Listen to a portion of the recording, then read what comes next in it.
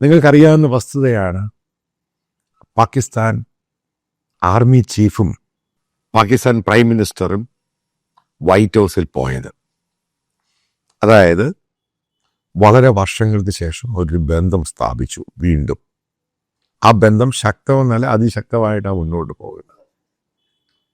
അതിന് ഏറ്റവും രസകരമായൊരു തെളിവുണ്ട്. ഈ അടുത്ത സമയത്ത്, അതായത് നടന്നുകൊണ്ടിരിക്കുകയാണ്, സൗദി അറേബ്യയിൽ പാകിസ്ഥാൻ, സൗദി അറേബ്യ, അമേരിക്ക 3 രാജ്യങ്ങളുടെ മിലിറ്ററി എക്സസൈസ് നടക്കുകയാണ്. ഇതിന് ശരിക്കും ഗ്ലോബൽ മീഡിയ ഒക്കെ വലിയ കവറേജാണ് കൊടുക്കുന്നത്. ഇന്ത്യൻ മീഡിയ ഇതിനെപ്പറ്റി കാര്യമായിട്ടൊന്നും പറയുന്നില്ല. എക്സസൈസിന്റെ ഉദ്ദേശം നിങ്ങൾക്കറിയാം. ഇസ്ലാമിക രാജ്യങ്ങളുടെ ഏറ്റവും വലിയ ശത്രു ഒരു സമയത്ത് ഇസ്രായേലായിരുന്നു. അതിനുശേഷം അതിനെ സപ്പോർട്ട് ചെയ്യുന്നു. അതിൻ്റെ പേരിൽ അമേരിക്കയായി മാറി. ഒരു വസ്തുതയാണ്, ഇവർക്കൊന്നും ഇസ്രായേലിനെ തൊടാൻ പറ്റത്തില്ല, അമേരിക്കയുടെ കവർ. അപ്പോൾ എന്തിനായിരിക്കും ഈ പുതിയ എക്സർസൈസിന്റെ ഉദ്ദേശം? മനസ്സിലാക്കുക, അമേരിക്ക പാകിസ്ഥാൻ റിലേഷൻഷിപ്പ് വീണ്ടും റീസ്റ്റാർട്ട് ചെയ്ത് കഴിഞ്ഞപ്പോൾ പാകിസ്ഥാന്റെ ഡിമാൻഡ് ആയിരുന്നു അവരുടെ F-16 അതിനുവേണ്ടി സ്പെയർ പാർട്സുകളും മറ്റുള്ള അപ്ഗ്രഡേഷനും പരിപാടികളൊക്കെ അമേരിക്ക അത് സഹായിച്ചു. അതായത് ഇപ്പോൾ സൗദി അറേബ്യയിൽ നടക്കുന്ന ഈ മിലിറ്ററി എക്സർസൈസിൽ അതിനകത്ത് കരസേനയുണ്ട്, നാവികസേനയുണ്ട്, വായുസേനയുണ്ട്. 3 ജോയിന്റ് ആയിട്ടാണ് പ്രധാനപ്പെട്ട 3 രാജ്യം. ഇതിൻ്റെ അകത്ത് ടർക്കിയില്ല. മറ്റേതൊക്കെ രാജ്യങ്ങളാണെന്ന് നോക്കാം. അതായത് ഏകദേശം 4-5 നാറ്റോ രാജ്യങ്ങളുണ്ട്. ബ്രിട്ടനുണ്ട്, UK ഉണ്ട്, ബ്രിട്ടനുണ്ട്, സ്പെയിനുണ്ട്, ഇറ്റലിയുണ്ട്, മറ്റ് രാജ്യങ്ങളുണ്ട്, അസർബൈജാനുണ്ട്, മറ്റുള്ള അറേബ്യൻ രാജ്യങ്ങളുണ്ട്. ഇതിനകത്ത് മേജറായിട്ട് 3 രാജ്യങ്ങളേ ഉള്ളൂ. ഇതിൻ്റെ അകത്ത് ടർക്കി ഇല്ല എന്ന് മാത്രമേ ഉള്ളൂ. America, Pakistan, Saudi Arabia. അതായത് പാകിസ്ഥാന് F-16 അപ്ഗ്രേഡ് ചെയ്യാനും അതേപോലെ സ്പെയർ പാർട്സും എല്ലാം കൊടുത്തതിൻ്റെ അതിൻ്റെ ഭാഗമായിട്ട് വളരെ ലോങ് റേഞ്ച് ആയിട്ട് പാകിസ്ഥാനിൽ നിന്ന് ഈ 52 ബ്ലോക്കുകൾ വരുന്ന F-16 ഇതിൽ പങ്കെടുക്കുവാൻ വേണ്ടി പാകിസ്ഥാനിൽ നിന്ന് ലോങ് ഹോൾ ഫ്ലൈ ചെയ്ത് സൗദിയിൽ വന്നു. ഇതിന് മീഡിയ അറ്റൻഷൻ ശരിക്കും കൊടുത്തിട്ടുണ്ട്. എന്താണ് ഇവർ ഉദ്ദേശിക്കുന്നത്? എന്താണ് പാകിസ്ഥാൻ ഉദ്ദേശിക്കുന്നത്? എന്താണ് സൗദി അറേബ്യ ഉദ്ദേശിക്കുന്നത്? എന്താണ് അമേരിക്ക ഉദ്ദേശിക്കുന്നത്? ഇതിനകത്തൊരു ഉദ്ദേശ ലക്ഷ്യം കാണും. ഉറപ്പായിട്ട് ഈ പാകിസ്ഥാൻ എന്ന് പറഞ്ഞ രാജ്യത്തിൻ്റെ പ്രധാനപ്പെട്ട പൊട്ടൻഷ്യൽ എനിമി ഇന്ത്യയാണ്. ഇതിന് കൊടുത്തിരിക്കുന്ന പേരുണ്ട് 2025 വിജയം. എന്ത് വിജയമാണെന്ന് നിങ്ങൾക്കറിയാം. അതാണ് ഈ പറയുന്ന മിലിറ്ററി എക്സർസൈസിന് കൊടുത്തിരിക്കുന്ന പേര്. അപ്പം ഇതിൻ്റെ ഭാഗമായിട്ട് നിങ്ങൾ മനസ്സിലാക്കേണ്ട പ്രധാനപ്പെട്ട പോയിന്റ് ഉണ്ട്. ഈ അമേരിക്ക എന്ന് പറഞ്ഞ രാജ്യം മുനീറിനെ കണ്ടതിലും പാകിസ്ഥാനെ കണ്ടതിനേക്കാളും ഇതിന് പ്രാധാന്യമുണ്ട്. പൊട്ടൻഷ്യലായിട്ടുള്ള എനിമി എന്ന് പറയുന്നത് ഇന്ത്യയാണ്. അതായത് ഇസ്ലാമിക ബ്ലോക്കുകൾ, രാജ്യങ്ങൾ, അതിനകത്ത് ഇന്ത്യയാണ് പൊട്ടൻഷ്യൽ എനിമി. സൈമൾട്ടേനിയസ് ആയിട്ട് നോക്കുക. എന്താണ് ബംഗ്ലാദേശിൽ സംഭവിച്ചത്? ചിക്കൻ നെക്ക് സന്ദർശിക്കാൻ വേണ്ടി ചൈനയുടെ അംബാസിഡർ ബംഗ്ലാദേശിൽ വരുന്നു. അതായത് അവിടെ ധാക്കയിലുള്ള മനുഷ്യൻ തന്നെയാണ്. അയാൾ ഈ ചിക്കൻ നെക്കും ടീ സ്റ്റാർ റിവറും സന്ദർശിക്കാൻ വേണ്ടി വരുന്നു. ചൈന ഓഫർ ചെയ്തിട്ടുണ്ട് ബംഗ്ലാദേശിന് ടീ സ്റ്റാർ റിവറിൽ വലിയ ഡാം പണിയാം, ടെക്നോളജി ഹൈ എൻഡ് ഡാം പണിയാം. കാരണം ബംഗ്ലാദേശിൻ്റെ ലൈഫ് ലൈനാണ് ഈ റിവർ എന്ന് പറയുന്നത്. ഇന്ത്യയുമായിട്ട് ലോങ് ഡിസ്പ്യൂട്ടാണ് ഈ ടീ സ്റ്റാർ റിവറുമായിട്ടുള്ളത്. അപ്പം അതിനും കൂടെ ഒരു മറ്റൊരു തലത്തിലോട്ട് ഇതിനെപ്പറ്റി പോവുകയാണ്. ഇതാണ് ഞാൻ പറഞ്ഞത്, ഇന്ത്യക്ക് പൊട്ടൻഷ്യൽ എനിമി 2 ഭാഗത്തായിട്ട് നിൽക്കുകയാണ്. ഒന്ന് പാകിസ്ഥാൻ, ഇപ്പുറത്ത് ബംഗ്ലാദേശ്, അതിന് തൊട്ട് മുകളിലായിട്ട് ചൈന. അതായത് അവിടെ പാകിസ്ഥാനെ പറ്റി നിങ്ങൾ നോക്കുക, പ്രധാനമായിട്ടും നോക്കുക. പാകിസ്ഥാനെ സഹായിക്കുക എന്ന് വെച്ചാൽ വെപ്പൺസ് അത് കൊടുക്കാൻ അമേരിക്ക തയ്യാറാണ്. അതായത് അതിനുവേണ്ടി പണം മുടക്കാൻ സൗദി അറേബ്യ ഓപ്പണായിട്ട് തയ്യാറായി. നിങ്ങൾക്കറിയാവുന്ന വസ്തുത തന്നെയാണെന്ന് വിശ്വസിക്കുന്നു. ഈ പറയുന്ന സൗദി അറേബ്യക്ക് ഒരു ഇത്രയും വലിയ ആംഡ് ഫോഴ്സ് ഉണ്ടെങ്കിൽ തന്നെ ലേറ്റസ്റ്റ് അമേരിക്കൻ എക്യുപ്മെൻസും മറ്റുള്ള രാജ്യങ്ങളുടെ എക്യുപ്മെൻസ് ഉണ്ടെങ്കിൽ തന്നെ അവർക്ക് ഈ പ്രൊഫഷണൽ സൈനികന്മാരില്ലാത്തൊരു രാജ്യമാണ്. ഹ്യൂജ് സൈനിക ശക്തിയൊക്കെ ഉണ്ട്, ടാങ്കോ അതും ഇതും ഒക്കെ ഉണ്ട്. കാരണം അത് നമ്മൾ കണ്ടതാണ് യമനിലെ ഹൂത്തികളുമായിട്ട് ഇവർക്ക് കിട്ടിയ അടി. അപ്പം അതിനെ ഓവർകം ചെയ്യാൻ വേണ്ടിയാണ് പാകിസ്ഥാന്റെ ബേസ് ഉൾപ്പെടെ സൗദി അറേബ്യയിൽ വരാൻ പോവുകയാണ്. ഇതാണ് അതിൻ്റെ പ്രാധാന്യം എന്ന് പറയുന്നത്. പാകിസ്ഥാൻ ഏറ്റവും ആവശ്യമുള്ള ഘടകം എന്താണ്? ഒന്നാമത് ഓയിൽ, രണ്ടാമത് അവർക്ക് സാമ്പത്തികമായുള്ള പ്രശ്നം. ഇത് രണ്ടും സപ്പോർട്ട് ചെയ്യാൻ വേണ്ടി സൗദി തയ്യാറാണ്. ടെക്നോളജി ഹൈ എൻഡ് ആയിട്ടുള്ള നാറ്റോ സ്റ്റാൻഡേർഡ് ടെക്നോളജി കൈമാറാൻ വേണ്ടി ടർക്കി തയ്യാറാണ്. അടുത്ത സംഭവം ശ്രദ്ധിച്ചോളുക, ടർക്കിയും പാകിസ്ഥാനും സൗദി അറേബ്യയും മ്യൂച്വൽ എഗ്രിമെന്റിൽ സൈൻ ചെയ്തു. അതായത് ഓരോ രാജ്യത്തെ ആക്രമിക്കുന്നത് ആ രാജ്യത്തെ ആക്രമിക്കുന്നത് പോലെ ആയിരിക്കും. കാര്യങ്ങൾ വളരെ പ്രസക്തമാണ്. ഇവിടെയാണ് എൻ്റെ ഈ വീഡിയോയുടെ കൺക്ലൂഡിങ് പാർട്ട് എന്ന് പറയുന്നത്. നിങ്ങൾ ശ്രദ്ധിക്കേണ്ട ഒരു വിഷയം, അതായത് ഇന്ത്യക്കെതിരെ വലിയൊരു ഫോർമേഷൻ ഗ്ലോബലി നടക്കുന്നുണ്ട്. അപ്പം അതിൻ്റെ ഓരോ സ്റ്റേജുകളാണ് 1 by 1 ആയിട്ട് പോകുന്നത്. ഇതാണ് ഞാൻ പറഞ്ഞ ഓപ്പറേഷൻ സിന്ധുവിന് ശേഷം ഈ സംഭവങ്ങളെല്ലാം ഓരോ തലങ്ങളിൽ ഉണ്ടാവുകയാണ്. ഇന്ത്യ അമേരിക്കയുമായിട്ട് തെറ്റിക്കഴിഞ്ഞപ്പോൾ പല ആൾക്കാർക്ക് ഇത് ആൻറ്റിസിപ്പേറ്റ് ചെയ്യാൻ പറ്റുന്നില്ല. പക്ഷേ ചില കാര്യങ്ങൾ ഞാൻ ആൻറ്റിസിപ്പേറ്റ് ചെയ്തു. ഇതിങ്ങനൊക്കെ പല തലങ്ങളിൽ ഇതിനെ മാറി മറിച്ച് അതിനൊരു ഇസ്ലാമിക വേൾഡും കളറും എല്ലാം കൊടുത്ത് ഇന്ത്യയെ ഒറ്റപ്പെടുത്തുവാൻ ശ്രമിക്കും. അതുകൊണ്ട് തന്നെയാണ് ഒന്നുമല്ലാതിരുന്ന ബംഗ്ലാദേശ് പോലും ചാടിക്കയറുന്നത്. ഇന്ത്യയുടെ ക്രിക്കറ്റ് കളിക്കത്തില്ല, അവരുടെ ബംഗ്ലാദേശി ടീമിനെ വിടത്തില്ല, ഇന്ത്യയായിട്ട് ഒരു ടോക്സിന് അവർ തയ്യാറല്ല, ഇന്ത്യയുടെ സാധനങ്ങൾ വേണ്ട. ഇതൊക്കെ മനസ്സിലാക്കേണ്ടതാണ്. ഇതൊരു ചെറിയ രീതിയിലുണ്ടത് വെൽ പ്ലാൻഡ് ആയിട്ടുള്ള പ്രിപ്പറേഷന്റെ ഭാഗമാണ്. ഇസ്ലാമിക രാജ്യങ്ങൾ ഒന്നിക്കുന്നു, അതിന് പിന്തുണയായിട്ട് അമേരിക്ക വരുന്നു. ഇതാണ് അക്സെപ്റ്റബിൾ അല്ലാത്തൊരു സംഭവം എന്ന് പറയുന്നത്. അതാണ് റൈറ്റ് വിങ് പൊളിറ്റിക്സ് ആണ് നരേന്ദ്രമോദിയുടെയും ഈ പറയുന്ന ഡൊണാൾഡ് ട്രംപിന്റെ റിപ്പബ്ലിക്കൻ പാർട്ടിയുടെ. ഇവിടെ എന്തുവാണ് സംഭവിക്കുന്നത് ആലോചിച്ച് നോക്കുക. അവർക്കിപ്പം ഈ പറയുന്ന ഇസ്ലാമിക രാജ്യങ്ങൾക്ക് അവർ കംപ്ലീറ്റ് ഷിഫ്റ്റ് ഇസ്രായേലിൽ നിന്ന് മാറ്റുക, ഇന്ത്യക്കെതിരെ കൊണ്ടുവരികയാണ്. അവരെ സപ്പോർട്ട് ചെയ്യാൻ ഒരു ഭാഗത്ത് ചൈനയുണ്ട്, മറ്റൊരു ഭാഗത്ത് അമേരിക്കയുണ്ട്. ഇത്രയും നാളും നരേന്ദ്രമോദി ഗവൺമെന്റ് വളരെ സക്സസ് ആയിരുന്നു.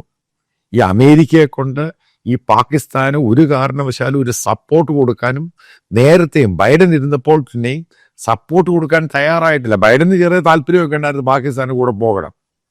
എന്നാലും ഇന്ത്യൻ ഡിപ്ലോമസി അവിടെയൊക്കെ ഭയങ്കര സക്സസ്ഫുള്ളായി. പക്ഷെ ഇപ്പോഴെല്ലാം തിരിഞ്ഞു മാറി. ഇന്ത്യക്കെതിരെ ഇതേപോലെയുള്ള എക്സർസൈസ് നടക്കുന്നു. ടർക്കി, സൗദി അറേബ്യ, പാകിസ്ഥാൻ ഒരു അച്ചുതണ്ടായിട്ട് പ്രവർത്തിക്കുന്നു. അതിനകത്ത് മറ്റുള്ള ഇസ്ലാമിക രാജ്യങ്ങൾ, അസർബൈജാൻ, ഒമാൻ, മറ്റുള്ള ഖത്തർ ഉൾപ്പെടെ രാജ്യങ്ങൾ സൈൻ ചെയ്യാൻ പോകുന്നു. ഇതൊക്കെ എന്താണ് ഇതിൻ്റെ അകത്ത് ഉദ്ദേശ ലക്ഷ്യം? എന്തുവാ? ഒരു ഉദ്ദേശ ലക്ഷ്യം കാണുമല്ലോ. ഒരു കാര്യം ഞാൻ പറയാം, ഇസ്രായേൽ അല്ല. കാരണം ഇസ്രായേലിനെ തൊടാൻ പറ്റത്തില്ലെന്ന് ഈ രാജ്യങ്ങൾക്കൊക്കെ അറിയാം. പിന്നെ എന്താണ് ലക്ഷ്യം? ഉറപ്പായിട്ട് ഇന്ത്യ തന്നെയാണ്. അതായത് പാകിസ്ഥാന് വേണ്ടി അതായത് ഇസ്ലാമിക ന്യൂക്ലിയർ ബോംബുള്ള രാജ്യമാണ് പാകിസ്ഥാൻ. അവരുടെ കൂടെ നിൽക്കുക. കാരണം അങ്ങനെ ഒരു രാജ്യം രണ്ടുപേരും അന്യോന്യം സപ്പോർട്ട് ചെയ്യുക. മനസ്സിലാക്കേണ്ട പോയിന്റ് ഉണ്ട്. പാകിസ്ഥാൻ ആംഡ് ഫോഴ്സ് എന്ന് പറയുന്നത് പ്രൊഫഷണൽ ഫോഴ്സ് ആണ്. അത് ഈ സൗദി അറേബ്യയെക്കാളിലും മറ്റുള്ള അറബ് രാജ്യങ്ങളെക്കാളിലും ഹൈ എൻഡിലുള്ള പ്രൊഫഷണൽ ഫോഴ്സ് ആണ്. അതിന് യാതൊരു തർക്കവുമില്ല. വെൽ ട്രെയിൻഡും ആണ്. അപ്പൊ അവർക്ക് ഓരോ എക്യുപ്മെന്റ്സും പരിപാടികളും പണത്തിന്റെ കുറവില്ലാതെ വന്നു കഴിയുമ്പോൾ അവർക്ക് പിന്നെ പോകേണ്ടതെല്ലാം ടെസ്റ്റും ട്രയലും പരിപാടികളാണ്. അതേപോലെ ഈ അമേരിക്കയുമായിട്ട് ജോയിൻ ചെയ്ത് എക്സർസൈസ് ചെയ്യുമ്പോൾ പാകിസ്ഥാനി പട്ടാളക്കാർക്ക് അമേരിക്കയുടെ ഹൈ എൻഡ് എക്യുപ്മെന്റ്സും മുഴുവനും പരീക്ഷിക്കാം. ഇതൊക്കെ നോക്കി കണ്ട് മനസ്സിലാക്കാം എന്താണ് ഈ സംഭവം. അതാണ് ഈ മിലിറ്ററി എക്സർസൈസ് ജോയിന്റ് ആയിട്ട് ചെയ്യുമ്പോഴുള്ള ഏറ്റവും വലിയ പ്രയോജനം. അത് പാകിസ്ഥാനി പട്ടാളം ഉപയോഗിക്കാൻ പോവുകയാണ്. അതായത് ഒരു കാര്യം പറയാം, മോദി എത്ര നാളും എന്താണ് ശ്രമിച്ചുകൊണ്ടിരുന്നത്? അമേരിക്കയെ ബ്ലോക്ക് ചെയ്ത് പാകിസ്ഥാന് ഒരു സഹായവും ഒരു സപ്പോർട്ട് സിസ്റ്റം ബ്ലോക്ക് ചെയ്ത് കൊടുത്തിരുന്നുവെങ്കിൽ അതെല്ലാം മാറിയിട്ടുണ്ട്. അതാണ് ഞാൻ പറഞ്ഞ ഇന്ത്യ അമേരിക്ക ബന്ധം താളം തെറ്റിയപ്പോൾ പല സംഭവങ്ങളും ആൻറ്റിസിപ്പേറ്റ് ചെയ്തോണം. ഇതിനകത്ത് ട്രേഡ് മാത്രമൊന്നും അല്ല. ട്രേഡൊക്കെ നമുക്ക് പല രീതിയിൽ ഇത് മാറ്റി, നമ്മുടെ സാമ്പത്തിക വ്യവസ്ഥ അതൊക്കെ പല രീതിയിൽ അതിനെ മാറ്റിയെടുത്ത് സംസാരിച്ച് മാറ്റാം. പക്ഷെ അമേരിക്ക ഇതേപോലെ പാകിസ്ഥാനെ സപ്പോർട്ട് ചെയ്ത് സൗദി അറേബ്യയുമായിട്ട് ജോയിന്റ് എക്സർസൈസ് ചെയ്യുന്നു. മറ്റുള്ള ഇസ്ലാമിക രാജ്യങ്ങൾ ഈ പറയുന്ന സൗദിയും പാകിസ്ഥാനും കൂടുന്ന അച്ചുതണ്ടിലോട്ട് പോകുന്നു. ഇത് ചെറിയ ഇഷ്യൂ ഒന്നും അല്ല. അതായത് ഈ റീജിയൻ മാത്രമല്ല, മിഡിൽ ഈസ്റ്റ് ഏഷ്യയില് ബേസിക്കലി ഇന്ത്യക്കാരെ ഏറ്റവും, ഇന്ത്യ എന്ന് പറഞ്ഞ മഹാരാജ്യത്തെക്കാളിലും ഗ്ലോബൽ ആയിട്ടുള്ള പല രാജ്യങ്ങൾക്കും ഭയം എന്ന് പറയുന്ന ഈ ലോകത്ത് വിവിധ രാജ്യങ്ങളിൽ ജോലി ചെയ്യുന്ന ബിസിനസ് ചെയ്യുന്ന ഇന്ത്യക്കാർ, അതാണ് ഡയസ്പോറ എന്ന് പറയുന്നത്. അത് വലിയ സംഭവമാണ് മോദി ഉണ്ടാക്കിയെടുത്തത്. അതിനെ പൊളിക്കുക, അതായത് ഈ രാജ്യങ്ങളിൽ കൂടെ അത് പൊളിക്കാൻ സാധിക്കും. കാരണം ഇത്രമാത്രം ഇന്ത്യക്കാർ അവിടെ അറബ് രാജ്യങ്ങളിൽ ജോലി ചെയ്യുന്നുണ്ട്. അതിനെ റീപ്ലേസ് ചെയ്യും. അതിനെ റീപ്ലേസ് ചെയ്ത് പാകിസ്ഥാനും ബംഗ്ലാദേശും ആൾക്കാർക്ക് അവിടെ ജോലി കൊടുക്കും. അതായത് ഗെയിം വളരെ വലിയ ഗെയിമാണ് നടക്കുന്നത്. അതായത് ഇന്ത്യൻ്റെ അതാണ് ഞാൻ പല ആവർത്തി പറയുന്നത്. പല സന്ദർഭങ്ങളിൽ ഏറ്റവും ശക്തമായിട്ട് നിന്നിരുന്ന ഇന്ത്യൻ ഡിപ്ലോമസി പലതും ഫോർകാസ്റ്റ് ചെയ്യാൻ ഫെയിലിയർ ആയിപ്പോയി. അതാണ് ഇതിൻ്റെ ഏറ്റവും വലിയ പരാജയം എന്ന് പറയുന്നത്. ഇറാനിലെ ചബാർ പോർട്ട്. അപ്പൊ ഇനിയും നമുക്ക് ഈ പാകിസ്ഥാനെ ബൈപ്പാസ് ചെയ്ത് അഫ്ഗാനിസ്ഥാനിലോട്ട് പോകുന്ന ഈ സംഭവങ്ങൾ, അതായത് ഈ ബലൂച്ച് മറ്റുള്ള ഓപ്പറേഷൻ മുഴുവനും പോസ് ചെയ്യേണ്ടി വന്നു. അതാണ് ഈ പോക്കിന്റെ ഏറ്റവും വലിയ പ്രത്യാഘാതം എന്ന് പറയുന്നത്. ഇതിന് ഏത് രീതിയിലാണ് ഇന്ത്യ തളയ്ക്കാൻ പോകുന്നത്, അതായത് ഏത് രീതിയിലാണ് പാകിസ്ഥാനെ തളച്ച്, അതായത് അമേരിക്കയെ മാറ്റി നിർത്തുക, ഇതാണ് ഇന്ത്യയുടെ ഏറ്റവും പ്രാധാന്യം എന്ന് പറയുന്നത്. ട്രേഡും ബിസിനസ്സും മറ്റുള്ളവർക്ക് രണ്ടാമത്തെ സംഭവമായിട്ട് മാറുക. ഇന്ത്യയുടെ നാഷണൽ സെക്യൂരിറ്റി, അതായത് ഇന്ത്യയുടെ എക്സ്റ്റേണൽ സെക്യൂരിറ്റി ക്വസ്റ്റ്യനിലോട്ട് വരികയാണ്.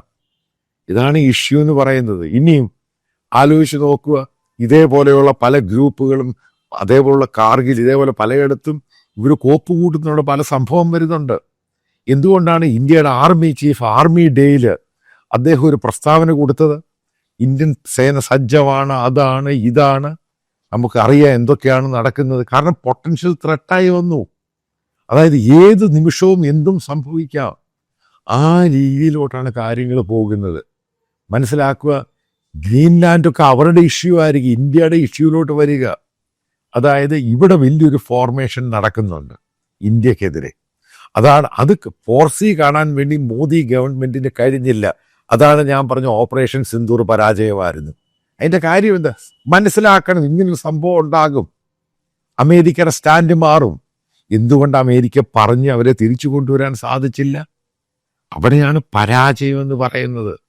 അതായത് ഓപ്പറേഷൻ സിന്ദൂർ പരാജയം എന്ന് പറഞ്ഞതിന്റെ കാര്യം അതാണ്. എന്തുകൊണ്ട് അമേരിക്ക കൺവിൻസ് ചെയ്യാൻ സാധിച്ചില്ല? ഇന്ന് ഇസ്ലാമിക രാജ്യങ്ങളുടെ പുറകിലെല്ലാം ഇന്ത്യ ഓടുകയാണ്. കാരണം അവരുമായിട്ട് നല്ല ബന്ധത്തിൽ പോകാൻ. എന്താ കാര്യം? കാരണം വല്ലാത്ത പ്രശ്നം ഉണ്ടായിക്കഴിഞ്ഞാൽ ഇന്ത്യക്കാരെ ബാധിക്കും. ഇന്ത്യ എന്ന് പറഞ്ഞ മഹാരാജ്യത്തെ ബാധിക്കും. ഇത് ചില്ലറ ഇഷ്യൂ ഒന്നുമല്ല ഉണ്ടാക്കി വെച്ചിരിക്കുന്നത്. ഇതിൻ്റെ അകത്തുനിന്ന് എങ്ങനെ ഓവർകം ചെയ്ത് ഇന്ത്യ പുറത്ത് വരും? ഇതാണ് ചോദ്യം. അതിനാണ് ഇന്ത്യൻ അഡ്മിനിസ്ട്രേഷൻ ഉത്തരം കൊടുക്കേണ്ടത്. കാരണം ഇത് തമാശയല്ല ഈ ഗെയിം. അതാണ് ഇതിൻ്റെ കാര്യം. അതായത് ഞാൻ ഒരു കാര്യം പറയാം. ഈ കാനഡയിൽ G7 മീറ്റിങ്ങിൽ ഇന്ത്യൻ പ്രധാനമന്ത്രി പോയ സമയത്ത് അന്നൊക്കെ ഞാൻ പല വീഡിയോയും ചെയ്തു. ഞാൻ ഇതിട്ട് പറഞ്ഞു ഇന്ത്യൻ പ്രധാനമന്ത്രിക്ക് പഴയ പോലെയുള്ള അക്സെപ്റ്റൻസ് ഒന്നും കിട്ടിയില്ല അവിടെ. അത് വലിയ സത്യമായിരുന്നു. ട്രംപ് മൈൻഡ് ചെയ്തില്ല. ഈ പറയുന്ന യൂറോപ്യൻ ലീഡർ മൈൻഡ് ചെയ്തില്ല. നിങ്ങൾ നോക്കുക, 2 ദിവസം മുമ്പ് ജയശങ്കറിന്റെ പ്രസ്താവനയുണ്ട്. അതായത് ഇന്ത്യക്കെതിരെയും വെസ്റ്റേൺ രാജ്യത്തിനെതിരെ അമേരിക്കയും യൂറോപ്യൻ രാജ്യങ്ങളും 2 നിലപാടെടുക്കുന്നു. എന്താ കാര്യം? അദ്ദേഹം വെസ്റ്റേൺ കൺട്രീസിനെയും അമേരിക്കയും പറയുന്നു. അതായത് ഈ പല ഇഷ്യൂലും ഇന്ത്യ ഒറ്റപ്പെടുത്തുവാണ് ഗ്ലോബലി. അതിൻ്റെയാണ് ഈ ഫോർമേഷൻ മുഴുവനും നടക്കുന്നത്. ഇത് പല ആവർത്തി പറയുമ്പോഴാണ് നിങ്ങൾക്ക് അതിനെപ്പറ്റി ചിന്തിക്കണം. ഇത് ഞാൻ പറയുന്ന മാത്രം എടുക്കണ്ട, നിങ്ങളിത് സെർച്ച് ചെയ്ത് നോക്ക്. എന്തൊക്കെയാണ് ഇതിനെപ്പറ്റി വാർത്ത വരും. ഡിഫൻസ് വീക്കിലിക്കകത്ത് ഈ സൗദി അറേബ്യയിൽ നടക്കുന്ന ഈ എക്സർസൈസിനെ പറ്റി ഇൻ ഡീറ്റെയിൽ ആയിട്ട് വരുന്നുണ്ട്. അതായത് പാകിസ്ഥാൻ അഡ്വാൻറ്റേജ് കൊടുക്കുകയാണ്, അതാണ് ലക്ഷ്യം. അതാ നിങ്ങൾക്ക് മനസ്സിലാക്കണം, അവിടെ അഡ്വാൻറ്റേജ് കൊടുക്കുക മാത്രമൊന്നുമല്ല, അവിടെ പാകിസ്ഥാനിൽ സൗദി അറേബ്യയിൽ പാകിസ്ഥാന്റെ ബേസ് വരികയാണ്.